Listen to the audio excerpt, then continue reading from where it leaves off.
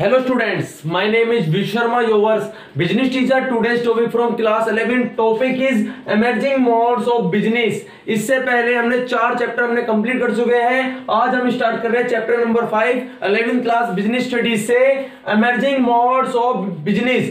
इसमें चैप्टर में हमें सिर्फ इलेक्ट्रॉनिक बिजनेस यानी कि ई बिजनेस के बारे में ही डिस्कस करना है कि ई बिजनेस क्या होता है और जो ट्रेडिशनल बिजनेस होता था वो क्या होता है। इस समय जो चल रहा है ट्रेंड किसका चल रहा है, ई बिजनेस का चल रहा है, यानी कि ऑनलाइन शॉपिंग हो रही है, ऑनलाइन ट्रांजैक्शन हो रही है, सब चीज ई बिजनेस यानी कि इलेक्ट्रॉनिक बिजनेस पर डिपेंड है, इंटरनेट पर ही डिपेंड है। तो ई बिजनेस होता क्या है, carrying on business activities through internet. Business की जो कोई भी एक्टिविटीज जो इंटरनेट के जरिए की जाती है उसको बोलते हैं ई बिजनेस। चाहे वो इन्वेस्टमेंट हो, सेल हो, परचेज हो, डिस्ट्रीब्यूशन हो गुड्स का, कुछ भी चीज अगर इंटरनेट के जरिए की जा रही है यानी कि वेबसाइट के जरिए की जा रही है, कोई भी साइट के जरिए की जा रही है तो उसको बोलते हैं ई बिजनेस। ई बिजनेस के 4 स्कोप है यानी कि scope of E business. Next topic ये आता है कि ई बिजनेस का स्कोप कहां है यानी कि कहां तक फैला हुआ है। तो 4 तरह के स्कोप है। सबसे पहला आता है B2B।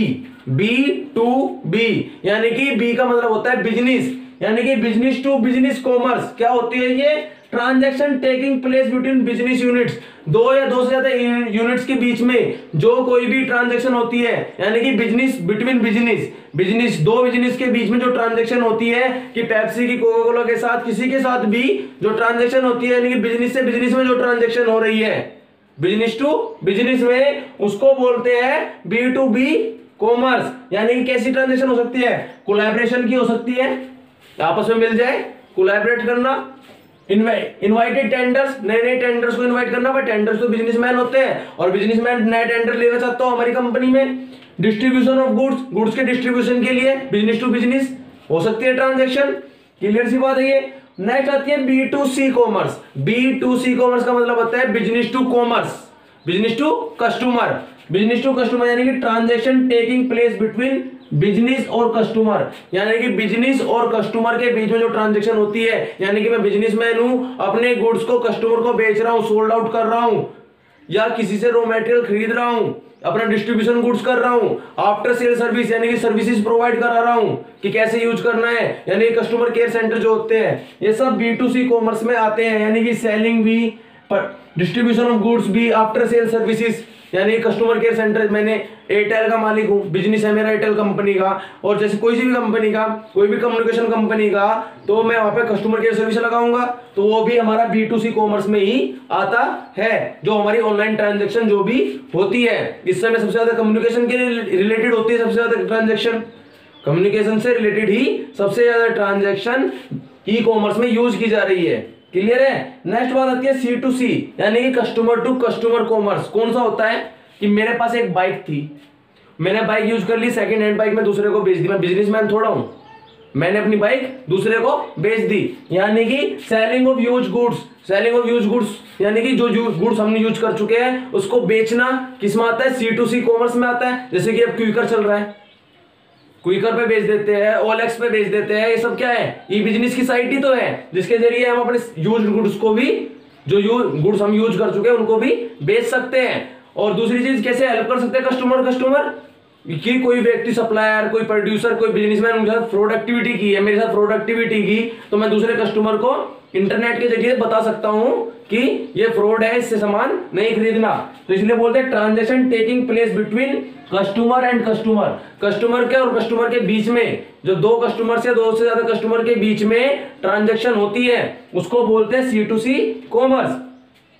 नेक्स्ट आता है intra B commerce. Intra B commerce क्या होगी, मेरी एक बिजनेस फर्म है, उस बिजनेस फर्म से जो व्यक्ति, जो कस्टमर हो चाहे सप्लायर हो, जो जुड़े हुए हैं यानी कि transaction taking place between parties who are part of one firm only, जो मेरी ही फर्म के पार्ट है, जो मेरे से अलग नहीं है, उनके बीच में जो ट्रांजैक्शन होती है, जो सप्लायर हो चाहे वो कस्टमर हो, जो उनके बीच में ट्रांजैक्शन होती है उसको बोलते हैं intra B commerce through internet यानी ये भी एक ई बिजनेस का एक पार्ट है।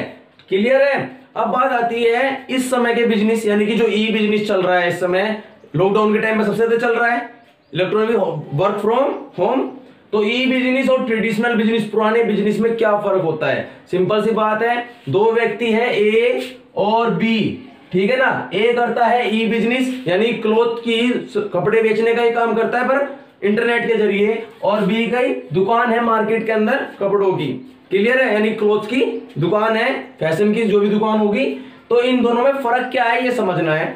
सिंपल सी बात है, ए ई बिजनेस कर रहा है, बी ट्रेडिशनल बिजनेस कर रहा है, यानी कि ए का तो ये है, बी का ये है, क्लियर है। तो सबसे पहली बात फॉर्मेशन, फॉर्मेशन का मतलब दुकान कैसे ओपन होगी, शॉप कैसे ओपन होगी। ई बिजनेस पे शॉप खोलना आसान है, कोई भी एक वेबसाइट बनाओ, और कोई भी साइट बनाई हमने, कोई भी ऐप बना, जो भी चीज बनाई जिसके जरिए हम ऑनलाइन शॉपिंग करा रहे हैं, क्लियर है। इजी है फॉर्मेशन करना, बट इसमें डिफिकल्ट है। एक शॉप चाहिएगी, वेल डिफाइंड बॉडी की बिल्डिंग चाहिएगी, हमें एक बिल्डिंग चाहिएगी, स्टॉक चाहिएगा, सब चीज चाहिएगी, क्लियर है। इसलिए ट्रेडिशनल बिजनेस में फॉर्मेशन डिफिकल्ट है। दूसरी चीज पर्सनल टच, सिंपल सी बात है, मैं ऑनलाइन शॉपिंग कर रहा हूँ, शूज मंगा रहा हूँ, कपड़े मंगा रहा हूँ, कुछ भी मंगा रहा हूँ, मैं वहां पे उनको छूकर नहीं देख सकता वो कपड़ा कैसा है, जूते कैसे हैं, कैसे लग रहे हैं, कितने साइज के हैं, जो भी चीज है सब कुछ नहीं देख सकते हम, सेट नहीं है, पहनकर नहीं देख सकते वहां पे कपड़े।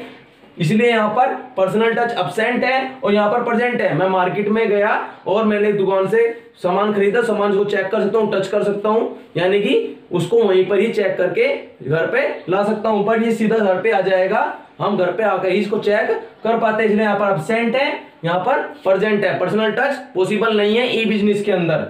कॉस्ट, ई बिजनेस हमने साइट्स पर देखा है बहुत सारी चीज सस्ती मिल जाती है, यानी कि यहाँ पर कॉस्ट क्या है, लो है, क्योंकि इनको बिल्डिंग का रेंट नहीं देना होता, इलेक्ट्रिसिटी बिल नहीं देना होता, बहुत सारे लेबर चार्जेस नहीं देने होते, इसलिए यहाँ पर जो प्रोडक्ट मिलते हैं उनकी कॉस्ट बहुत कम होती है, बट इसीलिए ट्रेडिशनल बिजनेस में हाई होती है, क्लियर है।